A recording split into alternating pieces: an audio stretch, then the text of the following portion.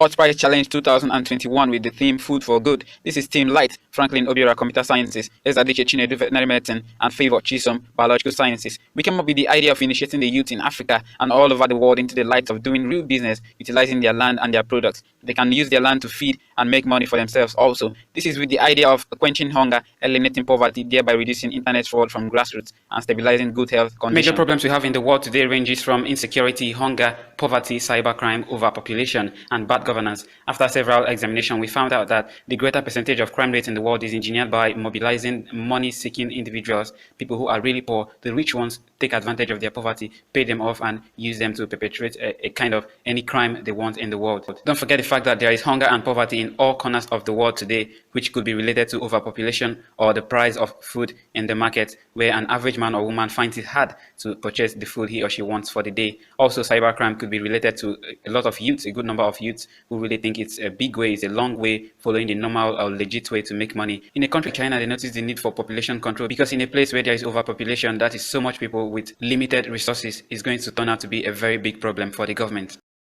Another thing we face is food insecurity in the world. This could be worrying about the ability to obtain food, compromising the quality or variety of food you take, reducing the quantity or skipping meals, and the worst of them all is experiencing hunger. Small import-dependent countries, especially in Africa, are always affected by food and economic crisis. Indeed, in many other parts of the world, there are still countries who suffer food crisis, challenging the efforts of achieving the Millennium Development Goals of reducing the proportion of people who suffer from hunger back then as of 2015. But even if this goal was achieved, there will still be over 600 million people in developing countries who would still be undernourished. This is really not good for the world, and this is why food insecurity should be banished entirely from the world. Indeed, high and volatile food prices are widely expected to continue in the future. In 2011, the group of 20 finance ministers and central bank governors have been actively pursuing policy option of reducing the volatile price of food. If we draw lessons from the world food crisis as of 2006 to 2008, the report emphasizes on the impact of world food price on household food security, and nutrition here is highly context specific. The impact here depends on the commodity, the national policies that affect price transmission from world markets to domestic.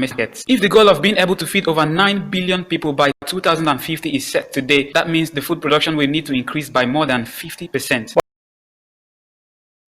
Now check this out. The first way out is promoting rural development. This can reduce poverty and enhance or increase food security. Majority of people living in these poor areas really affect the national policymakers in choosing how to stabilize food prices. Protectionism to sustain high food prices, for instance, is a popular tool to support farm income. But such policies cannot work, it cannot make sense when the farmers themselves are poor. High food prices can also reduce the farmers' own purchasing power and can still go ahead to reduce production. As a matter of fact, if you want to make use of our land in different locations, in different rural areas, the most effective approach in tackling both poverty and food insecurity a strategy of developing the rural areas, because actually it's meant to be when there is no poverty that you should be talking about food price, because when those areas are still so much undeveloped, the farmers there will be left with no other option than to just produce food to consume them.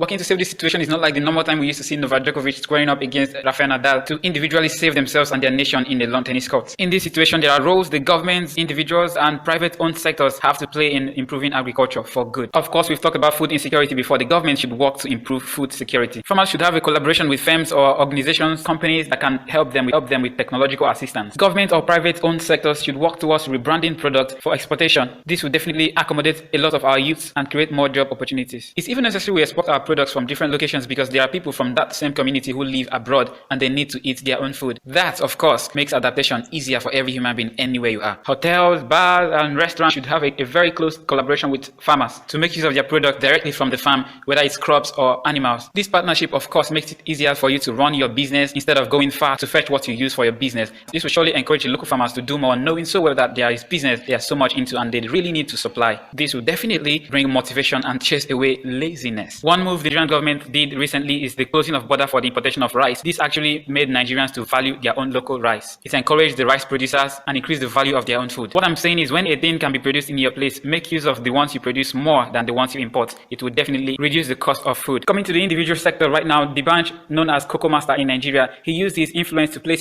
himself and Nigeria on the map of cocoa farming. This now is a very big major source of his income, and placing himself as a living testimony, he told Nigerians to go into farming, it pays, and it's more natural than doing fake fake internet business. The government should also work on the transport system because currently in Nigeria, onions and tomatoes are very costly. With the series of interactions we had with the dealers, they complained that the cost of transport from where they produce these things to where they sell them increased, and the only way they can gain from their markets is to increase the price at which they sell those things, which clearly states that if transport system is okay, the transport money would definitely not be so high and to not trigger the marketers to increase price. This means that good road network is really important and the government have a very big role to play. Communities in different locations who really have water around them can make use of those water to do fish business instead of just making it a mere swimming or a place to dump trash. Communities like this can secure their water and use it for something meaningful. Definitely, if they secure that, it's going to be a very huge source of income for the community as a whole. And the youths around could be employed to rear those fishes, sell them, package them, and rebrand everything about themselves. That particular location could also be known for producing good fishes, rather than having a community made of so many youths that are unemployed. During the COVID-19 outbreak recently in its full force, in so many countries, there are different people, governments, and different sectors who gifted people either money or food. This is to sustain their lives. But in some places in Nigeria, we had cases of looting and hoodlums destroying things everywhere, which could be referred to angry youths who are really hungry, knowing so well that there is food somewhere that is not being given to them according to what they claim. On several occasions, people were seen carrying foodstuffs. The destruction of places could be related to the popular saying that a hungry man is an angry man. So the government of any place should be very much vigilant and concerned with how food circulates in their place. Because when people go hungry, they become angry. Food is a very important source of life, and when it is absent, it could cause chaos. Be aware of that. We talked about fish farming earlier, but one of the challenges that some of these communities with rivers and lakes or any water body where they can rear fishes could be oil spillage or any sort of water contamination. This is why it is advised for all factories that can pollute an area should be constructed away from useful water or channel their waste to a different location. Site management is very important here so that a very good reasonable amount of land or water areas could be utilized.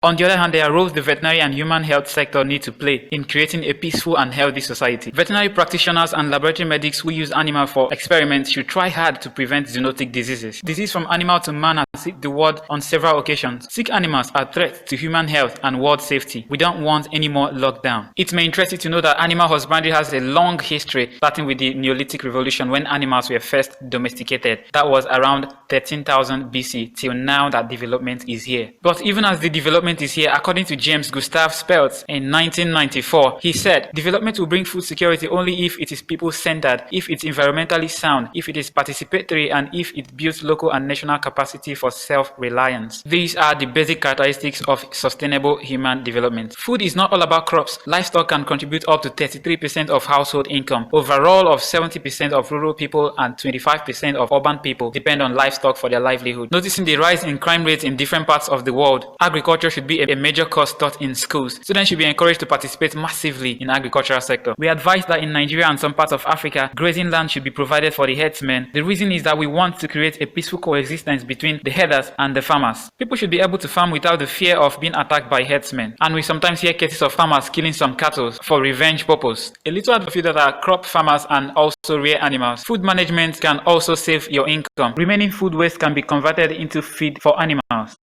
Now, some people might come up with the question, why should we work for a better food system? Listen to this quote from Gaylord Nelson, 1916 to 2005. He was the governor of Wisconsin, United States senator and founder of Earth Day. He said, the wealth of a nation is its air, water, soil, forest, minerals, lakes, oceans, wildlife, habitats, and biodiversity. That's all there is. That answers the question, right? Because that food system is all you've got, unless you really don't want to be healthy and wealthy.